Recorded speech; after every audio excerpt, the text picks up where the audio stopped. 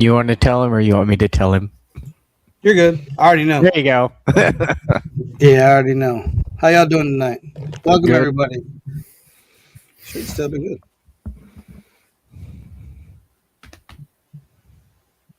We supposed to do something here? Are we starting the show? What are we doing? There we go. No, I had YouTube playing in the background because I was linking our links to link the links when you're supposed to be linking your links. LinkedIn. Don't Yeah. do that or I'll get fired again.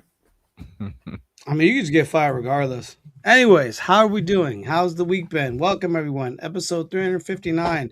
We're going to be talking about Dyson spheres, stellar engines, and the black hole bomb. You're going to want to stay tuned and stick to the goodness that is this Uncanny Earth. As always, I have my two co-hosts in this conglomerate, Spider and, of course, Steven. Steven looked like a fresh-faced 25-year-old over there. What are you doing, buddy?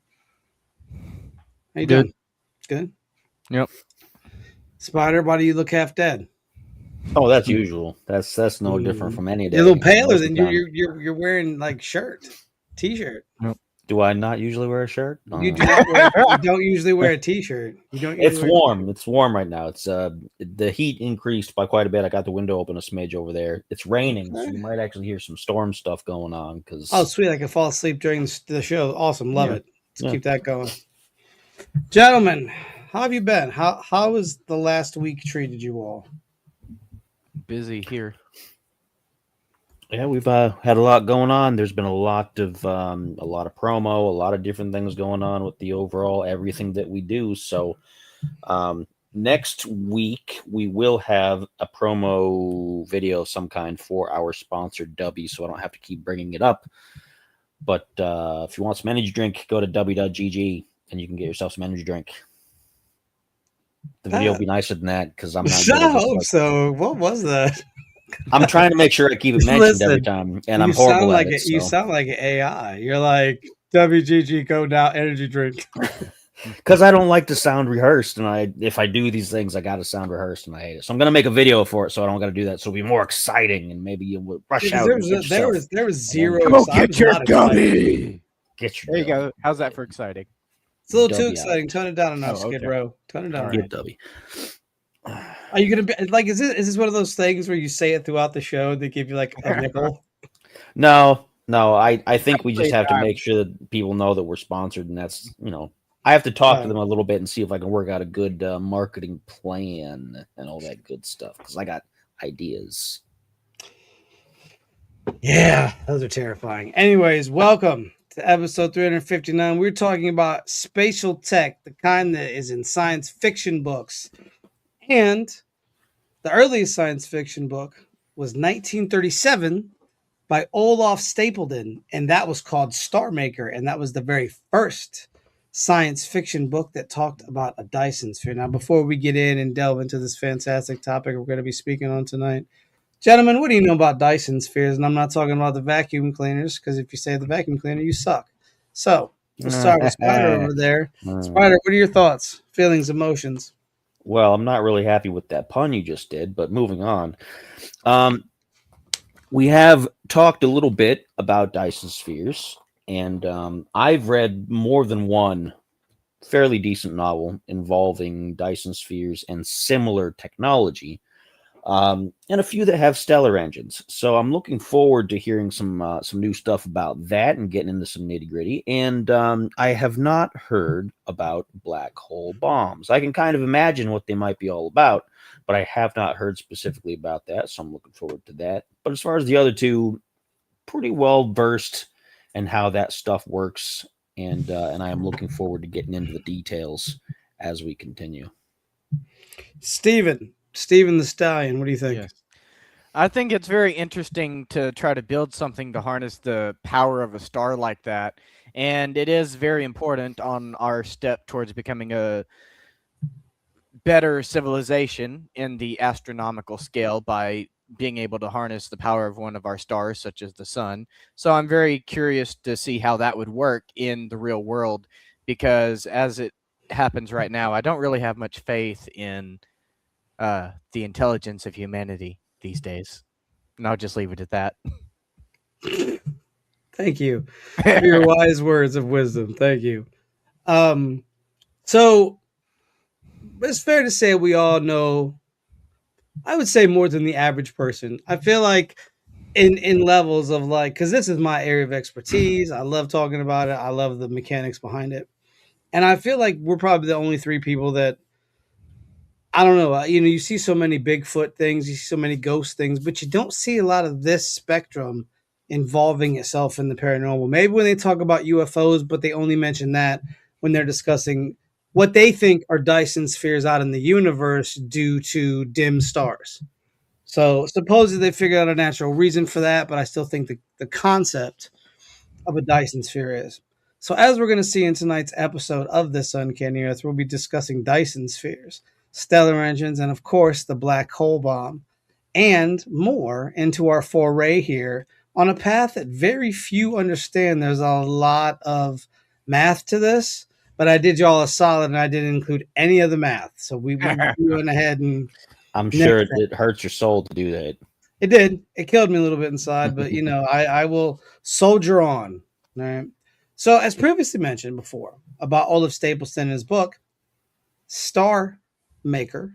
After that, another man named Dyson Freeman, or Freeman Dyson, I messed that up nicely. Freeman Dyson in 1960 came up with the theory of a Dyson sphere. Now, a lot of people wondered, well, how does it work? Right. Well, the sphere works by a giant casing over the star. Now, what it would do is it would then collect the energy from that star and then be beamed back to either an orbital station or a place here on the Earth. Now, all of that sounds nice in theory.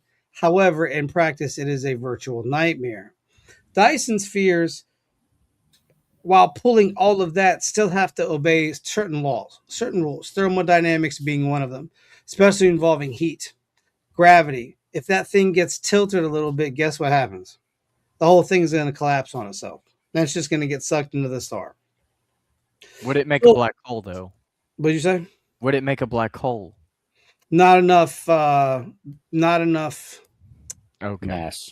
Yeah, not enough energy either in that, because it's just burning up. You're just burning up material.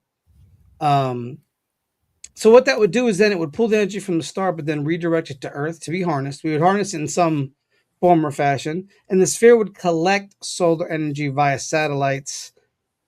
Electricity then powers the microwave transmitters. Phased array antennas would then send a coherent beam. Earth would receive the beam using giant rectifying antennas. So these giant antennas, as it were, would be how they would in fact be able to beam that energy around.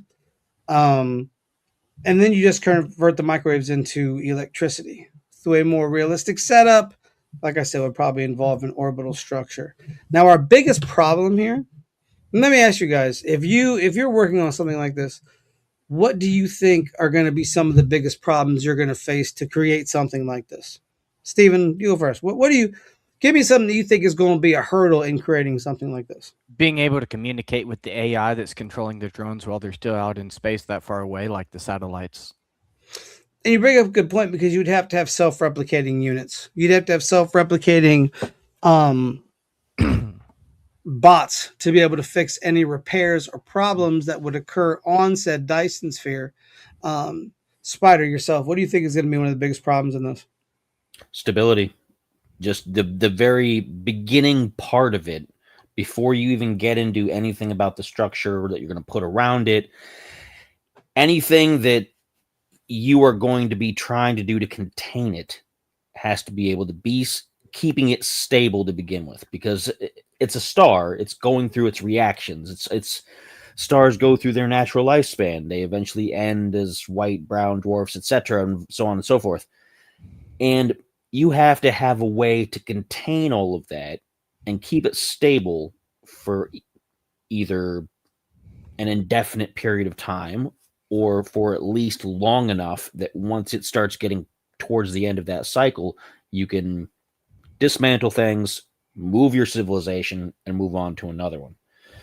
And that's, while it's the most obvious one to me, it's also one of the most difficult, I think, because it containing that much energy to begin with and keeping it from acting adversely while you have it contained is definitely going to be a trick. And you have to understand all the various math involved in why the chemical reactions are doing what they're doing, how often they do what they're doing, how much energy is going to be put out, if there's a spike, if there's a flare, all these different things that are going to happen.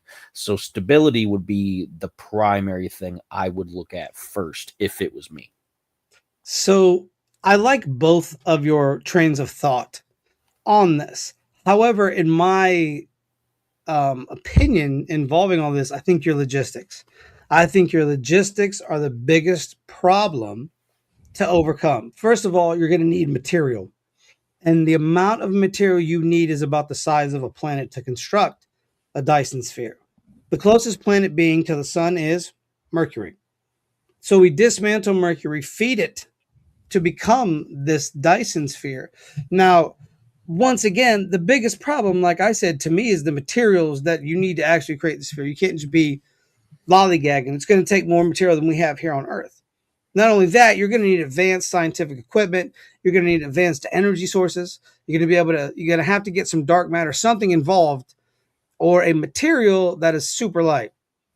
Now, the sun encapsulation was kind of an erroneous one, and they decided to go with something called a Dyson swarm.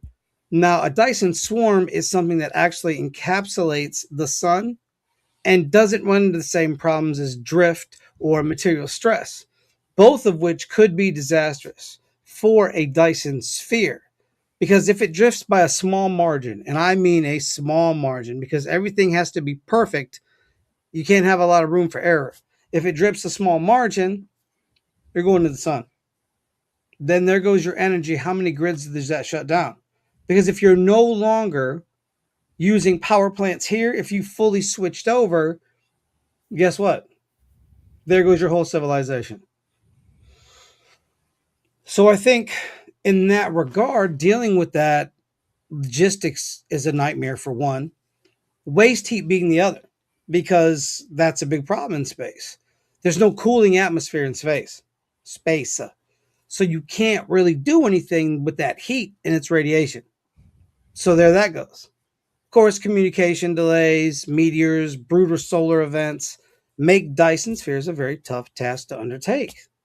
And not to mention, I think we don't talk about this enough. Maybe it's because of just because we're conditioned not to, but think about the politics. Think about the political landscape. How does that change? How does our political landscape change if one nation, without getting too deep into this, decides that they want to start constructing a Dyson sphere? It already happened. What It do just we hasn't do been with made that? public. What do we do with that, Spider? What do you think? To be fair, a single nation, regardless of size or materials or money, can't maintain something like that on its own. This is a global project. There's too much involved with it. Wait. You're acting like we're already working on it. I'm talking about the before stages of this, Right. where a civilization says, "Hey, I want to build a Dyson sphere. The country wants to do it. Let's go out into space and do it." I think Okay. we are Be able working to. on it. Where does that sit on the political landscape? I'm not saying they already are out there building it now and we just happen to look out the window. I'm saying in the pre-stages of something of this magnitude, where does it go? It doesn't, because they wouldn't be able to. Because again, it would have to be a global project. So if one nation thinks, "Oh, we're going to do it," they're going to run into the problems leading up to it that tells them, "Well, we're going to need to get these resources from this company and country, etc. We're going to need resources from these people over here, these people," which means we have to get along with all these people. Or now, if you're already a country, or it's taken by force. There you go. That's what I was thinking. which is still not feasible because just getting the material doesn't give you the manpower. Because even again, and you're not wrong. However, you can take soldiers. You can find the in manpower. war. If you're taking over something, you can find the manpower. To take the materials, sure, but to build the thing, to get everything rolling, no, it's not going to happen. An individual company or country Oh, no. is not going to be able to do it, regardless of Steven's very strong opinions of it right now. It's just not going to happen because, again, even individual countries Gotta think have their infighting over where the money is going, where the materials are going, where this is going. To get everyone to agree first in one country is enough of a difficulty. And the only countries who have the resources to do this kind of thing are countries that are already kind of divided with themselves. Countries that are singular, that have like one government that's like, no, this is how we do things. It's no other way. They're smaller. They're too small to prepare for something like this, unless they ally with one of the big ones. And if they ally with one of the big ones, you run into, again, too many voices involved, too many opinions, too many people pushing and pulling. It has to be a united global effort to even get the thing off the planning stages and get it to where it's anywhere feasible. I would throw a caveat in that by saying it depends the energy source. It depends the energy source, my friend. If the energy source is light and stable, it really don't need nobody else. I'm not saying we are all talking Right. hypotheticals here, mind you. Okay, it's not like nobody's out there doing it. I All right, think they people. are. Here's the thing about that. No though, matter of Steven's very strong opinions over there, I don't see it. Like I just don't see it happening. If one because last thing to throw out there to kind of rebut that is that if we had the energy source that you're talking about, we wouldn't necessarily need the star.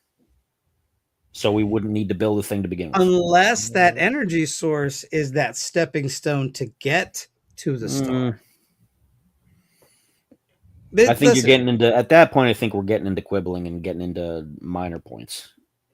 But I think it all fits into the narrative of what happens if one nation has the ability to make that happen. I'm proposing the what if factor, not the whole it can't happen, because a lot of the stuff is theory anyways. It's not, there's no real Dyson spheres out there, at least in our neck of the woods. Except for maybe the moon. Which is made of cheese, as everyone knows. Yes, and hollow. Anyway, not cheese, but it is hollow. That's a fact. But it depends on which way we want to go with the discussion. If we want to go in the discussion of purely just absolute theoretical, then we can imagine a nation that has enough muscle and is united enough to manage to do that. Interesting. If we're talking about a mirror of what we have now as a basis, yes, then I think I'm correct there. However, again, if we move it strictly theoretical and we go to a place where somebody has a clear advantage in every way and they're a united nation, not United Nations as in what it is, there. I'm using the term as a generic rather than a title. I'm not saying nothing. All right, I'm not. But that's, again, if we're going purely like that, then sure, I can concede your point in that aspect. If we're basing it on current reality, then I have to be against. Well, no, to be fair, this isn't something that could ever happen in our lifetimes, our children's lifetimes, or their children's lifetimes. This would take a very long time. I just propose the political aspect because people don't think about that. They don't think about somebody having those resources and saying, hey, let's work together. But the greed of man says, no, we're just going to take them and then we'll just have all the resources we want. Not saying it couldn't happen, but I'm just saying it's something to think about when you start having discussions about building something of this magnitude. And you're right. It has to be a global front or it'll tear itself apart because you have to have a lot of trust in a lot of different people.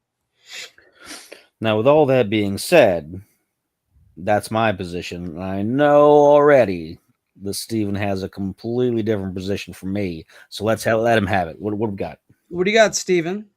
Here we go. Spider's position, his main concern with this seems to be people not being able to agree and people not being able to, work together. But if I don't know, some sort of dictator or world leader of some sort was able to amass enough power to overtake another country, then they could take the citizens of that other country and enslave them to force them into slave labor, almost kind of like what some people believe the ancient Egyptians did to build the pyramids. And my point being that we've had many times in history where people have taken over another area or geographical location and taken the citizens into slave labor and used their soldiers because rather than wanting to die or kill each other, the soldiers actually surrendered and waved the white flag, and as a result those Fair workers or soldiers were added to the workforce, which Fair would enough. allow them to build whatever. And if your choices are die or be slave labor, well, not many people would choose to die like me. Okay. Fair enough. Fair enough.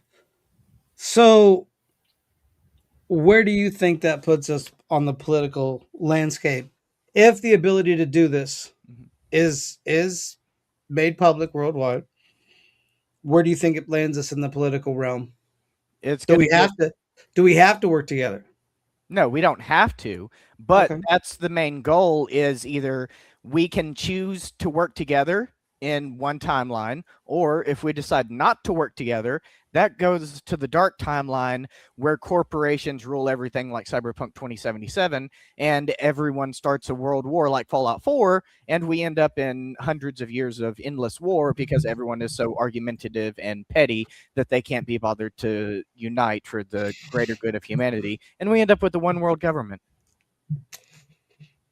That's a I mean, I don't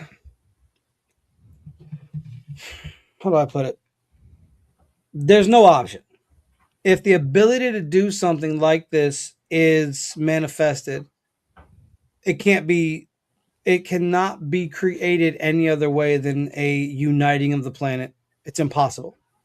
Because there are going to be resources that are needed from the United States. There's going to be resources that are needed from Russia, And Africa, Asia. You can't take over that. At some point, you're going that's to what's happening in Antarctica. maybe Antarctica is a hot spot for that. Who knows? Nobody knows. We can guess until the sun comes up. Not Nobody has any to They definitive. have not to technology. digress too far from the actual conversation No, here, please. but just to make a quick point that if we mean to do anything with space on any meaningful level, then a one world government is inevitable. And Yes, agreed. I'm not saying Illuminati level. I'm not No, saying we're saying that we Mass Effect eliminate level. all. Yeah, We're not like saying Mass eliminating Effect different level. countries as what they are, not No. eliminating sovereign borders, but just saying eventually everyone would have Yes. to come together in a Yeah. real, Yes. Especially better than in what we have now. in a galactic civilization where you might meet other galactic civilizations, you have no other option. And people have to stop being racist about each other's different skin colors and cultural beliefs too. I don't disagree with you. So like I said, the other purported aspect of this is called a Dyson swarm. And that is more made up of a plethora of gigantic satellites, just large satellites with habitats, solar collectors, factories that would surround the star and capture a large portion of this energy output. And so you don't have it encapsulating. You don't have to worry about it collapsing in on itself. It would basically operate by utilizing giant, I'm not sure I get this right, voltaic. There it Yeah, is. photovoltaic. Photovoltaic arrays or thermal power systems. The swarm's ideal location would be to place collectors near or inside the orbit of, you guessed it, Mercury. Now, asteroid mining, robotic factories, self-replication, as I discussed prior and previous, and exponential growth are part and parcel to how the Dyson swarm would grow. However, this comes with a big risk. They'd suffer some of the same issues as the Dyson sphere. Collision avoidance. You're going to have something almost like a defense grid as well to wrap Force around that. field. So it keeps turrets, things like that. Make sure you got the ammo for that, right? I mean, there's, like I said, logistics. But solar damage, orbital congestion, you get too much things going, communication delays. We need to get a message back to Earth. How long is it going to take to get that message back to Earth? Instantly, if you believe the Apollo mission. And and all these like massive resource consumptions. Like we don't have the resources here on this planet to create a Dyson sphere. That's why we need to jump out to Mercury and start mining it and saying, you know what, I got to mine this, and hopefully the Mercurians aren't too mad about it. If they are, we'll get him some car insurance. No, they're Or not something. getting any more DLC. No more DLC. No, that's sad, isn't it? Sad, isn't it? So let's talk about one of my favorite avenues, and this is what's known as the stellar engine. Now, the stellar engine was proposed by several different scientists, most notably Leonid Shakadov, and Matthew Kaplan, two of my favorite types of thrusters and or planet movers. Now, you may know from the Shakadov thruster and the Kaplan thruster, both of those last names.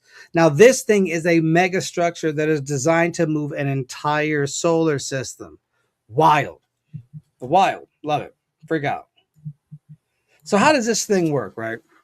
Well, what it does is it takes a star's energy and utilizes it to move the entire solar system.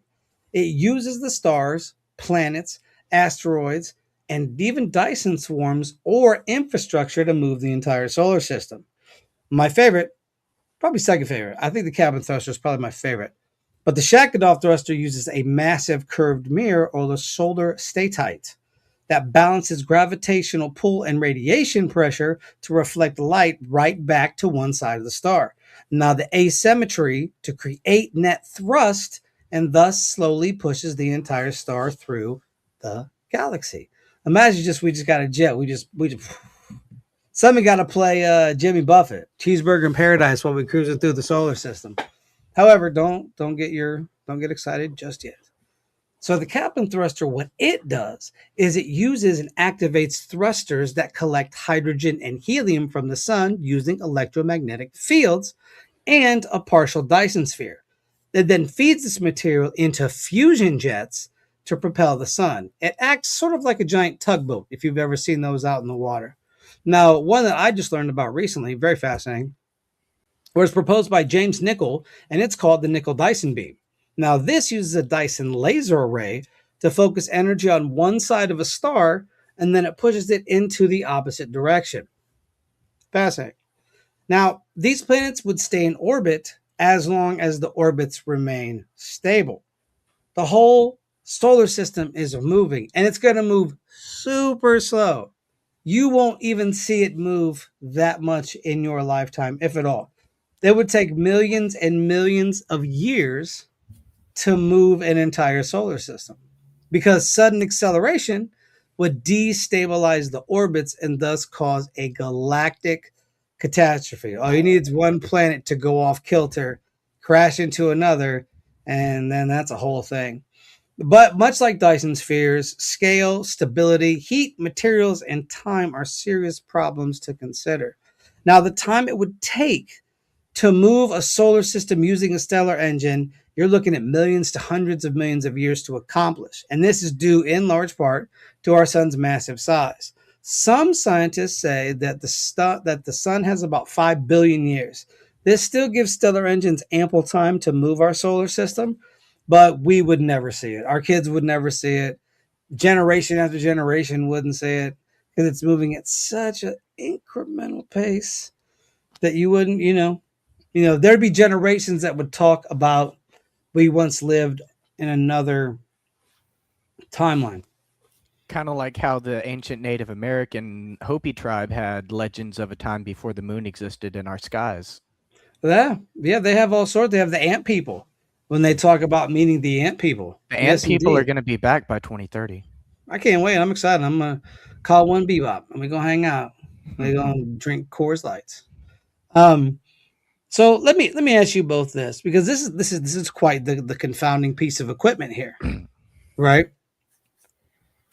Where do you think this goes? If this was a possible thing, say they figured it out and we're all seeing the dawn of this giant piece of equipment, where do you think we go?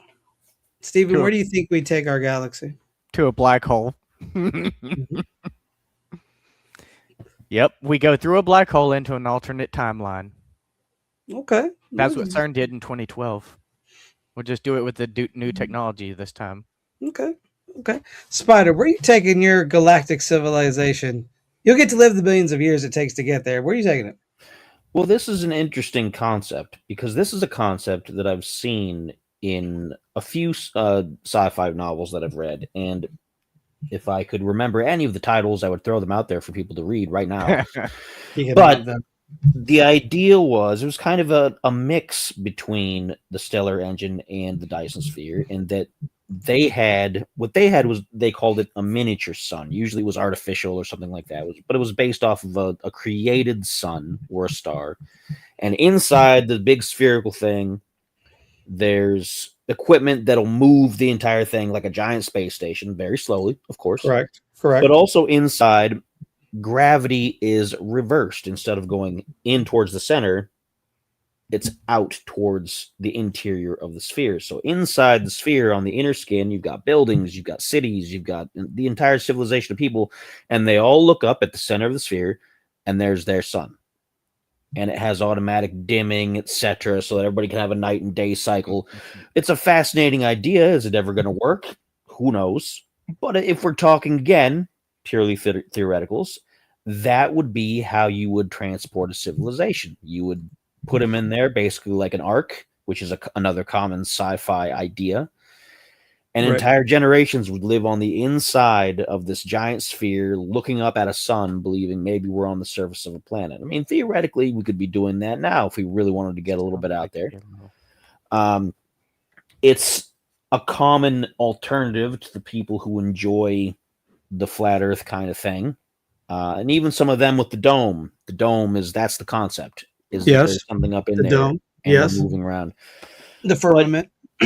Talking about the technology, I think if you built it correctly and you built it with the right navigation and it was massive enough, you could go through areas where maybe there was some light asteroid field, meteor showers or something like that without having too much of a problem. You would have to have automation to repair things, make sure nothing punctured it, make sure there was multiple layers. It wouldn't just simply be a one single sphere. It would probably be several spheres, one inside the other, with the artificial sun at the very center of all that with the civilization. So that way, if something does puncture, it's not going to go straight through and let everything out into space.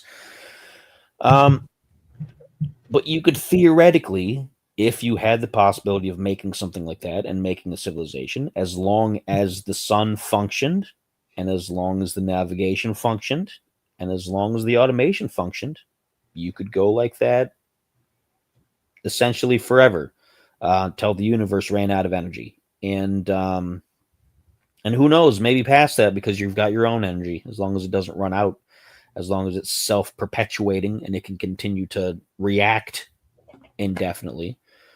The only danger to that, of course, is people getting tired of living in there or believing it's something different than what it is and fighting over things, and somebody shuts off the sun, and then you're all screwed.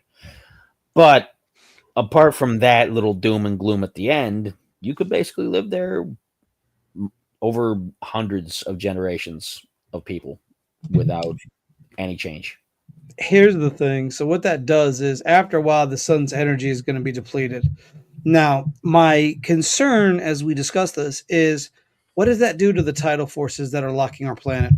What does that do to the moon cycle? What does that do to the orbits of the planets?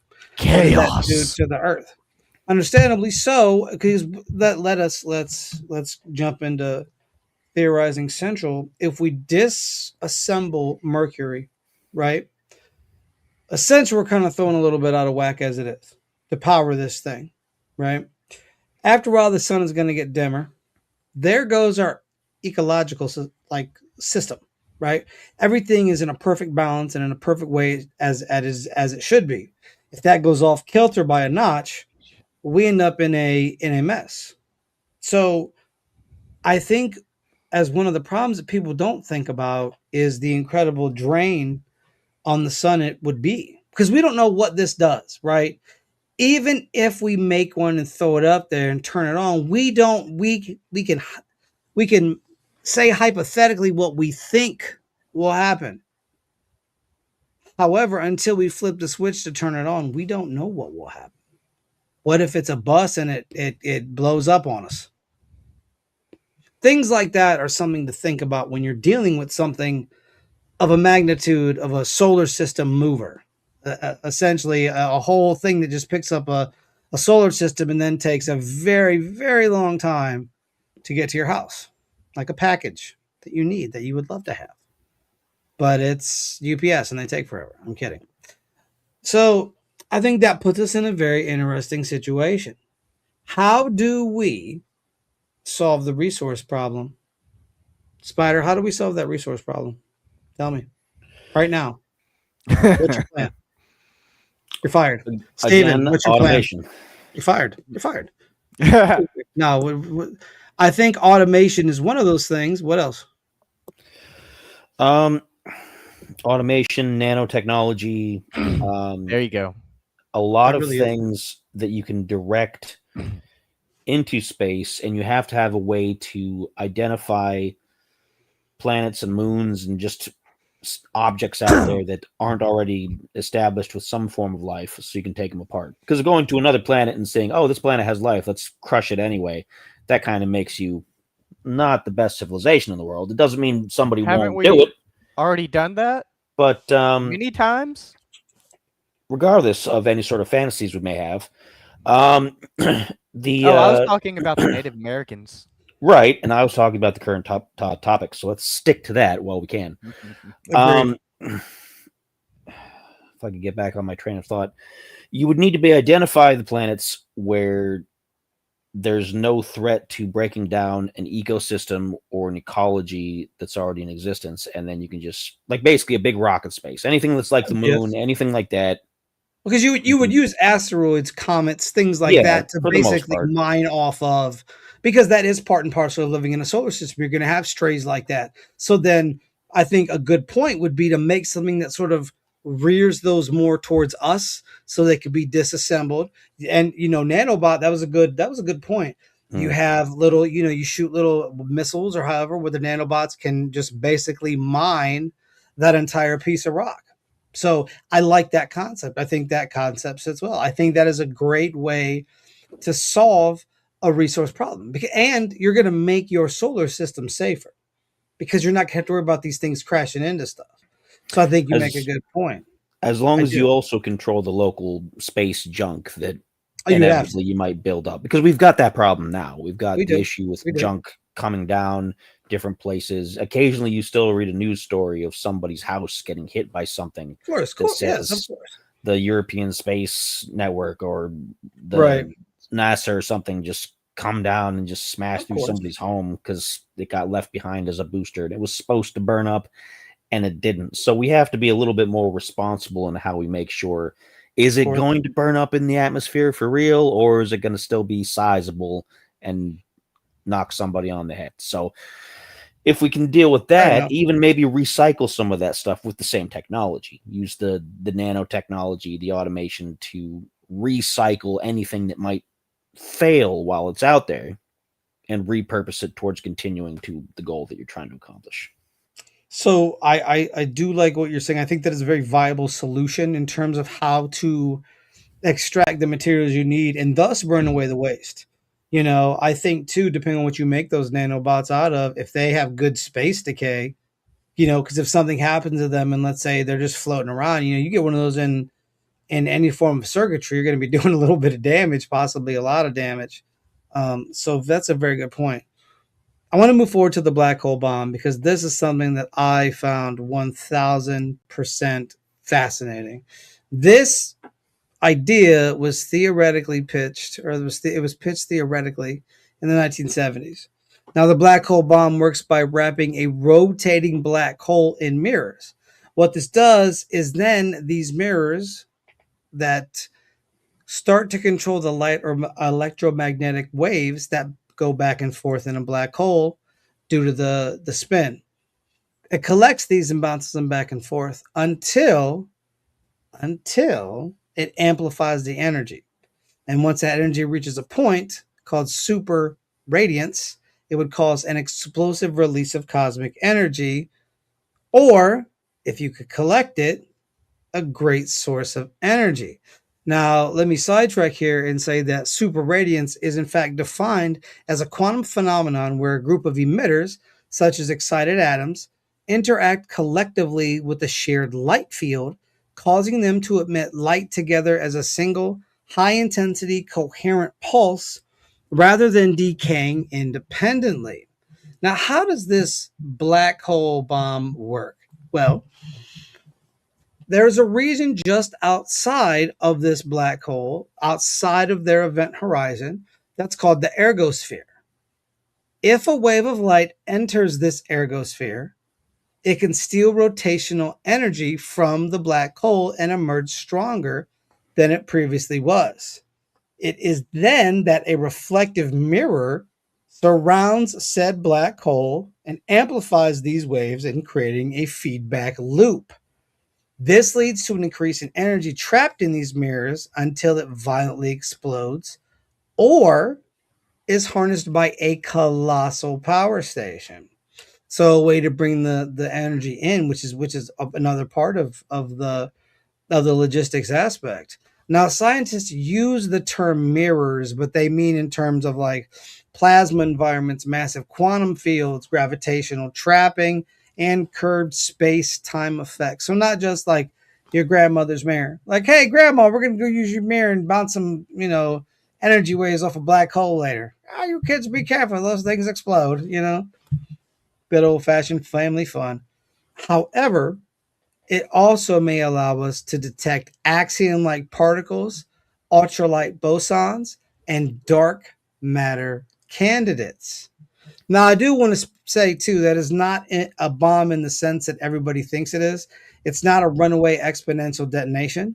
In this case, it refers to the energy extraction that would saturate the black hole spin decreases and the instability just stops.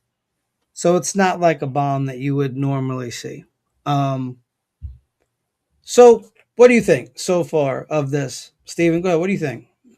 Sounds like an energy bomb, like you would just use the frequency to make everything stop working, pretty much. Kind of like an EMP almost.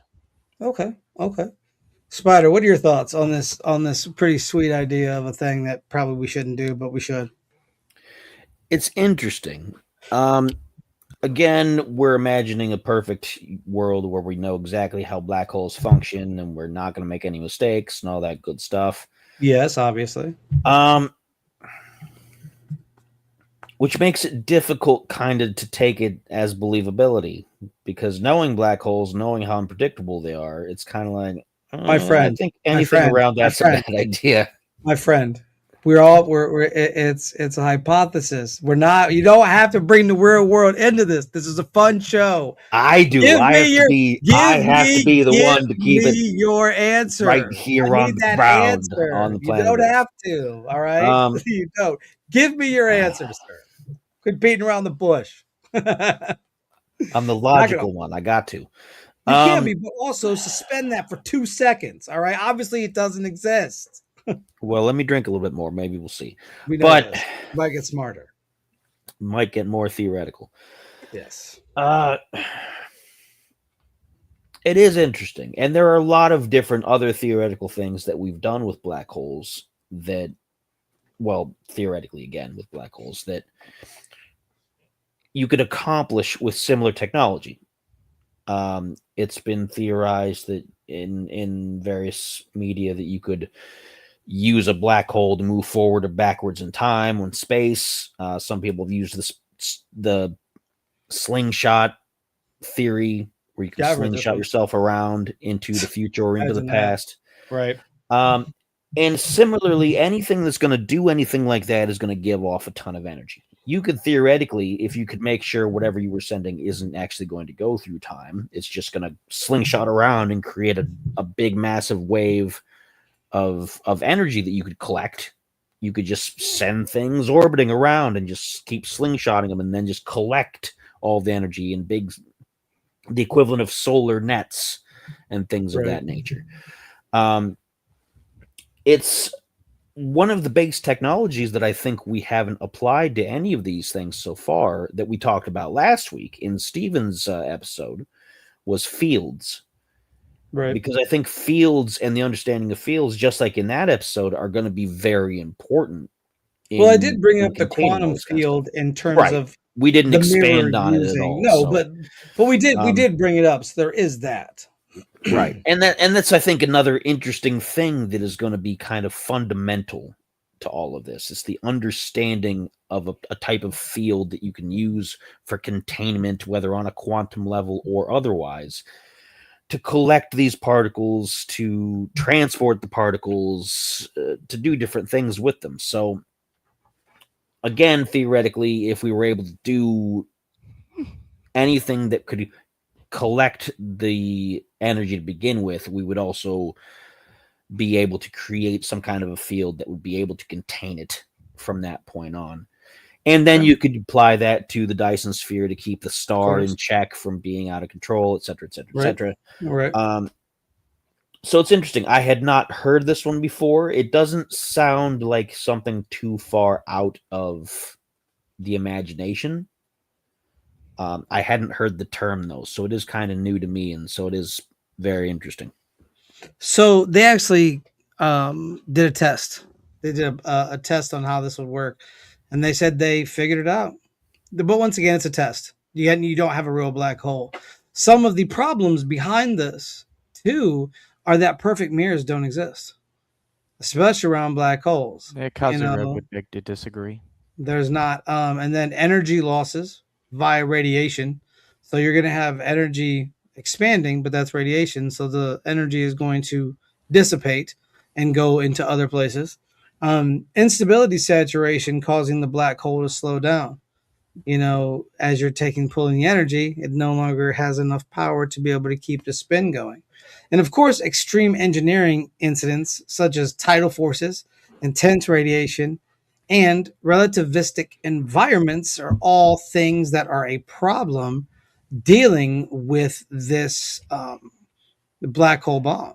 Now, I think, too, it's fair to mention some of these energy collectors of how they would work with this. So, of course, Spider touched on this with Dyson spheres, but Dyson swarms.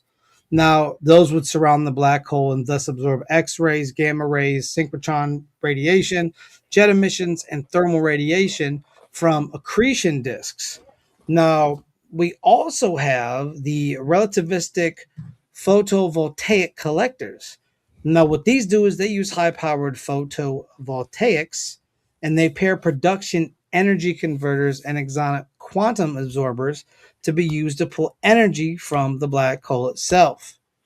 Another one, and I'm sure that ICP would appreciate this, is the magnetic energy extraction systems. You're probably wondering, how does that work? Well, let me tell you how that works. So the Blanford-Zanjak process allows rotational energy to be extracted electromagnetically.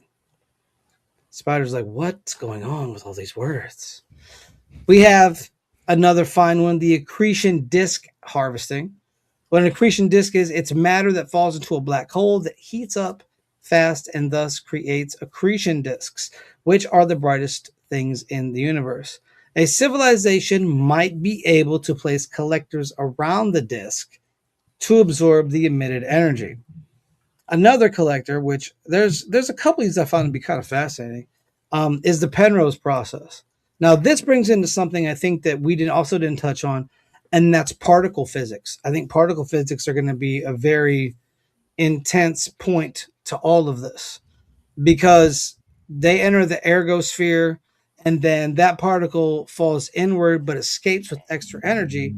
And by using a projectile or a particle trajectory collector, one could harness the energy of escaping particles.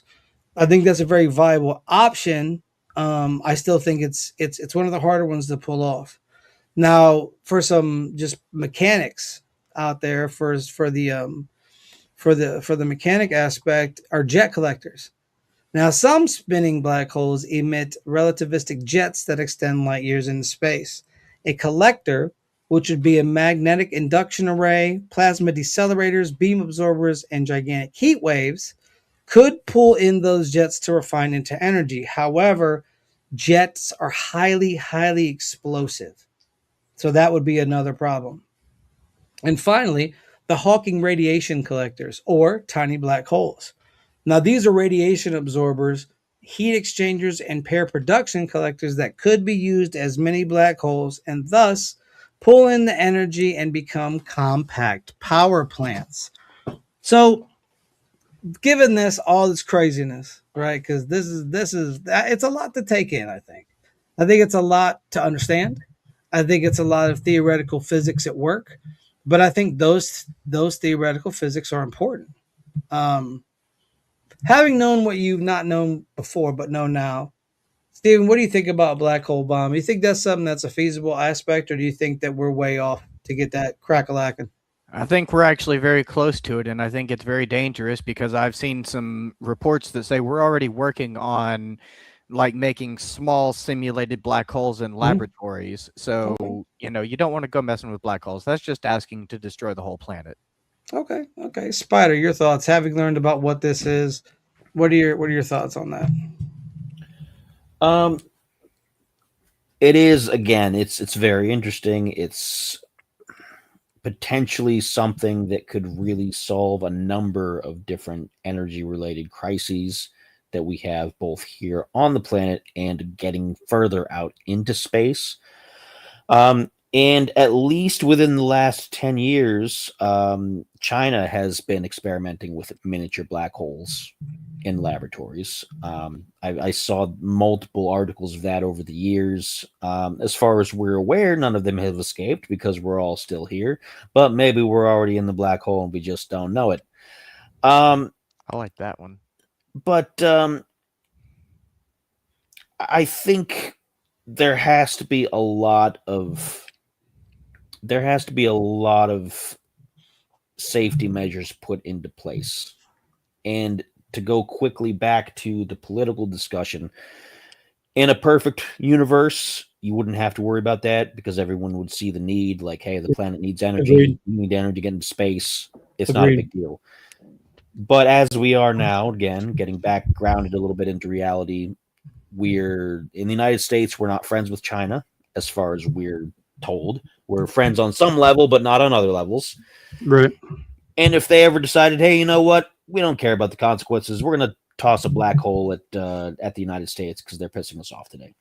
Okay. And that could theoretically happen, just like nuclear war in the past, cool the with Cold it. War, things like that. It's any person who's having a disagreement with another nation could decide, you know what? We've got this thing. I think You're we've not got wrong. it under control. It's very Yep. destructive. If it destroys them, we'll then go in and contain it afterwards. And maybe they can, maybe they can't. So, again, I would hope that for any of this technology to be developed, we would become a more unified planet on some level. I don't know how possible that is right now, but if we're looking at a perfect universe, it would be possible again if we were all on the same page. So, and I would look forward to that. I would be very interested to see the epilogue of all of these technologies if everyone was on the same page and everyone was concerned about the safety of the rest of the planet. Whether that's going to happen or not, who knows? But that would be the hope. I think that if you put your brain in a robot body, I think you might be onto something, my good sir. I'm gonna have my brain in a gorilla, but with the strength of 5 gorillas. You know what I mean? So that's gonna be me. Anyways, not the point of the conversation. Gentlemen, thank you for another awesome episode of this Uncanny Earth, the show that goes wherever we want it to go. We talked about Dyson spheres, stellar engines, and black hole bombs, and these are all examples of how we could be using the cosmic energy to our advantage and enable us to move out into the universe and explore the greater creation that we do not know. And while there are many problems and situations that do rise up, we are human beings and we are great at breaking our limitations. And while we may never see these in our lifetimes, it is still wise to seek out these concepts, to understand them, because there might be a future where that sort of information is 100% needed. Thank you, everyone, for another exciting episode of this Uncanny Earth. We all appreciate you. We love you guys. Take care of yourselves. Take care of each other. Go outside and touch some grass or something. Quick apology to Stephen for yelling at him. My bad. Oh, no, you're fine. I just wanted to publicly say that so that people aren't. Well, I am a jerk, but Yeah, he is a But- jerk. All right, we're going. We're done. Are you two lovers quarrel done? We're out. Have a good night, everybody. Peace.